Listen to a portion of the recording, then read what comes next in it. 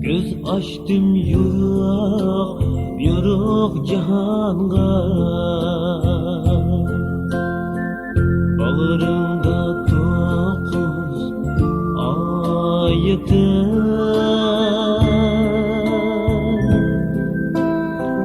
Göz açtım yürek, yürek cihanga. Anamның sütüne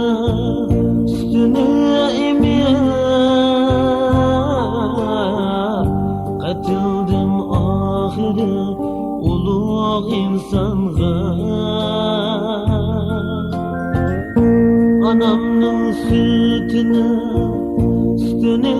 emir, katildim ahire ulug' insonga.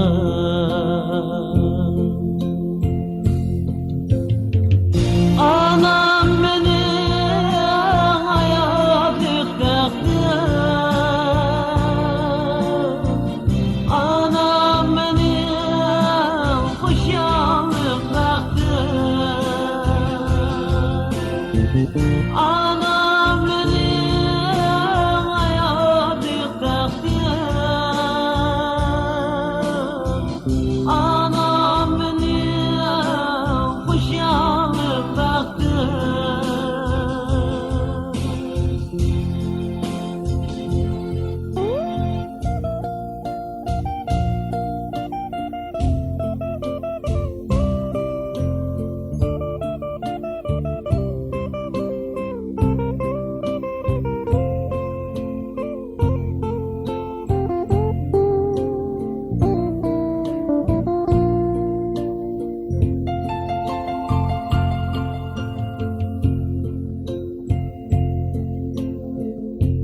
Anamның vapa ecrige,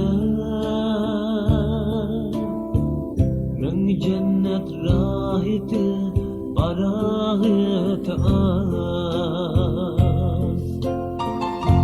Anamның hayat yoluga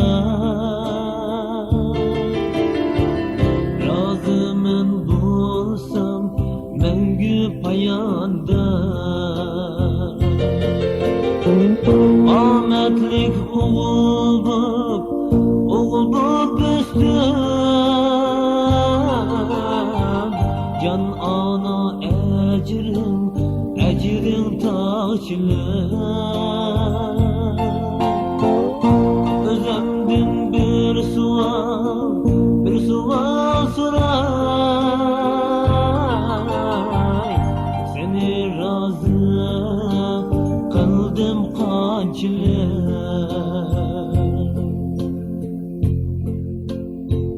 Anamның hayatlik baktı,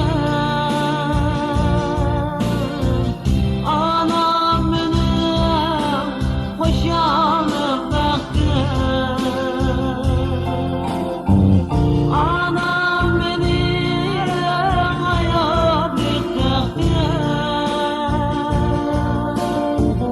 Anam beni xushallik